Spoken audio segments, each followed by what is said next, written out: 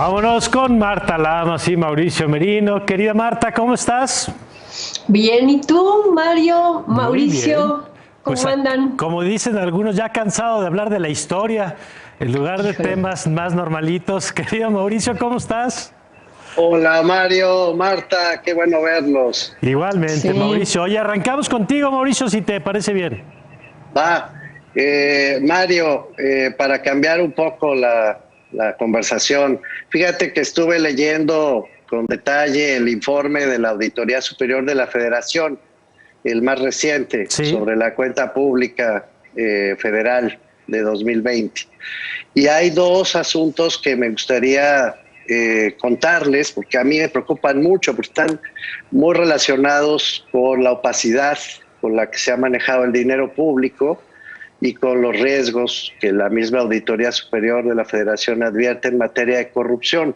Dos asuntos que creo que hablan de sí mismos, por sí mismos, quiero decir. Uno, las contrataciones públicas, Mario, Marta. Sí. Dice la Auditoría Superior de la Federación que, como recordarán ustedes, todo el asunto de las contrataciones se trasladó a la Secretaría de Hacienda al principio del sexenio, bajo el argumento de que se hacían mal, ¿no? De que se prestaban a incompetencia y que había un riesgo cierto de corrupción, en fin, de malos manejos en el proceso previo de contrataciones. Así que concentraron todo en la Secretaría de Hacienda. Lo primero que advierte la Auditoría Superior de la Federación para el 2020 es que, sin embargo, el programa llamado Regulación del Proceso de Compras y Contrataciones, que debió haber, 2020 estamos hablando ya, ¿no? Al principio del sexenio, no se ejecutó, a punto, no se ejecutó. Y no se ejecutó porque nadie expidió el reglamento interior de ese programa para regular compras y contrataciones.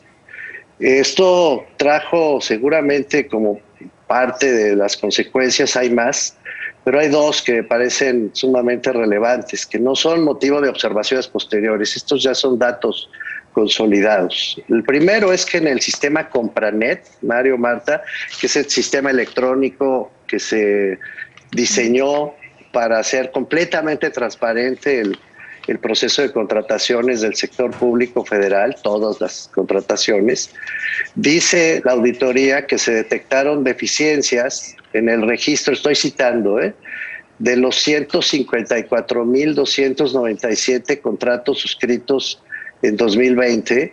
Fíjate esto, debido a que 32,661 contratos presentaron al menos problemas de información en Compranet. 32,661 contratos mal registrados, en fin, con deficiencias de transparencia. Es el 21% de todos los contratos. Pero lo más preocupante es lo que sigue. Además de las inconsistencias en el registro de los contratos, dice la auditoría, se identificó que durante 2020, 88,3%, voy a subrayar el dato, Sí. 88,3% de las contrataciones totales, o sea, 138,200 contrataciones, no se sujetaron a procedimientos de licitación pública, Vaya. como lo ordena la ley, 88%. Optaron, en cambio, en el gobierno de la República por 78,8% de las contrataciones totales mediante procedimientos de adjudicación directa. 78,8% de todas las contrataciones. Y dice, repito, la auditoría que ni siquiera están bien registradas en el sistema Compranet. Bueno, paso rápido al otro tema que también me parece preocupante y que veo que se ha tocado poco en los medios, que es la deuda del sector público federal, Mario, Marta. La deuda del sector público, como sabemos, se compone por las obligaciones que contrata el gobierno federal, las empresas productivas del Estado y la banca de desarrollo.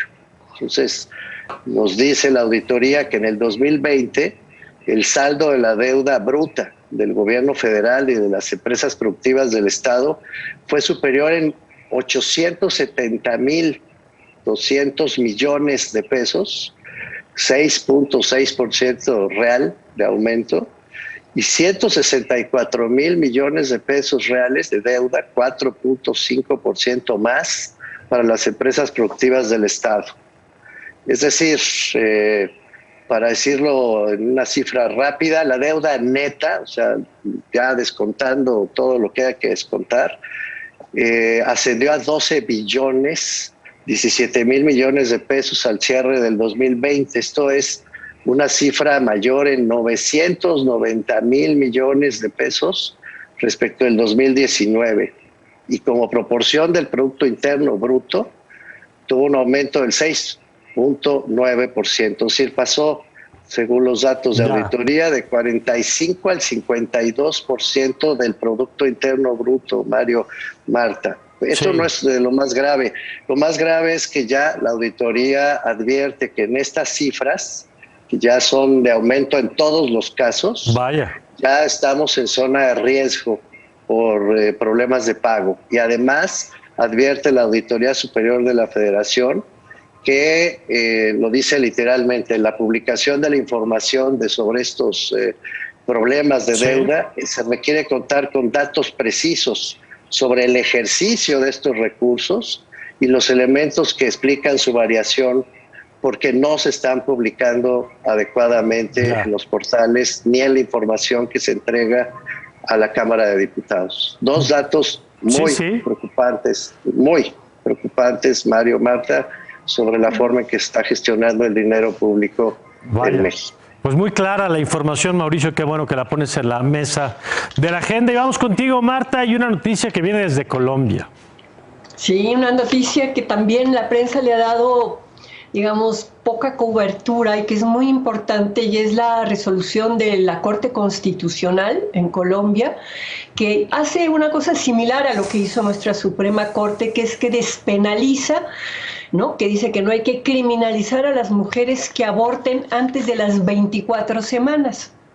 Esta cifra de las 24 semanas es la que ha generado, sobre todo en Colombia, pero en otros países también, pues por un lado júbilo, por el otro lado escándalo, desconcierto, ¿no? Porque aquí nuestra Suprema Corte en el engrose habla de las 12 semanas que tiene la ley.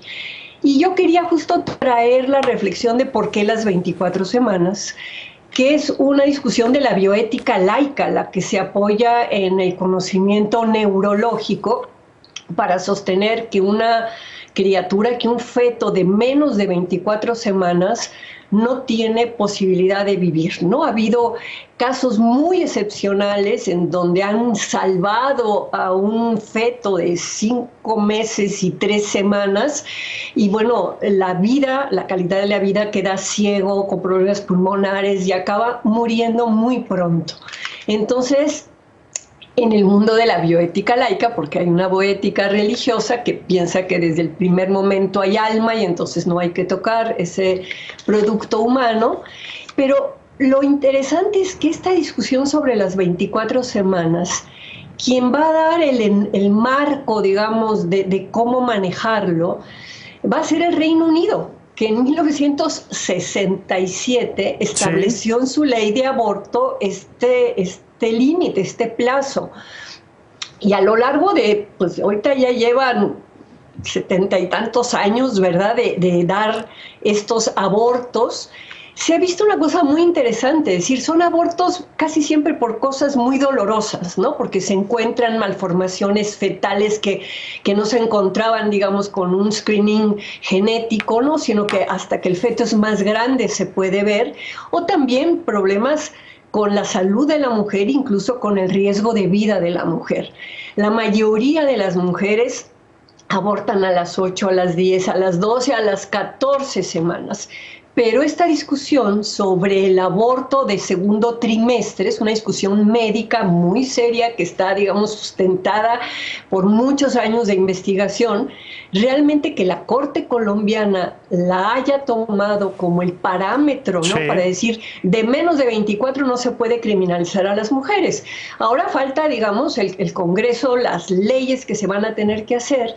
Y en Colombia lo que fue muy notable, Mauricio, Mario, fue el trabajo de Causa Justa, ¿no? Causa Justa que aglutinó en todo el país a grupos también, no solo de feministas, de intelectuales, de médicos, de periodistas, abogados, en fin, para empujar primero un debate, ¿no? Un debate en la Corte que además se ha ido nutriendo de los debates en otras cortes y de la resolución de la Corte Interamericana.